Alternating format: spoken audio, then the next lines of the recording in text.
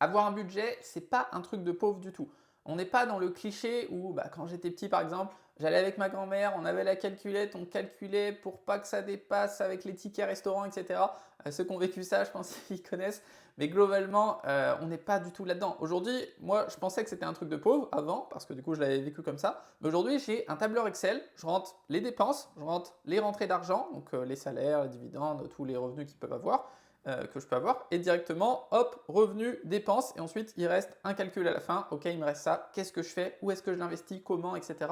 Et il faut vraiment que tu comprennes que tout ce qui est traquable est améliorable. Si tu ne traques pas, tu ne peux pas améliorer. Si tu ne traques pas quand tu vas à la salle de sport, tu ne peux pas savoir pourquoi tu n'as pas progressé. Si tu ne traques pas ce que tu manges, si tu ne traques pas tes finances, tout est exactement pareil. Donc il faut vraiment que tu traques les choses, comme ça tu pourras les améliorer d'1% chaque jour, chaque mois, et tu vas à chaque fois t'améliorer dans ta vie. C'est aussi simple que ça. Et une technique très très simple pour se payer et être sûr d'avoir de l'argent de côté et de l'argent après pour investir, c'est de faire ce qu'on appelle se payer en premier. Tu lis ça dans plein de livres. Le millionnaire de Babylone, je crois, un livre qui s'appelait comme ça. C'est là-dedans que j'ai appris ça il y a plusieurs années. C'est tu reçois ton salaire, imaginons 2000, 3000 euros, tu mets 10% de côté, donc 200, 300 euros, et ensuite tu dépenses et tu vis avec le reste. Et pas un centime de plus. Ça s'appelle faire un budget extrêmement simple. Donc let's go, passe à l'action maintenant, sinon tu vas le regretter plus tard.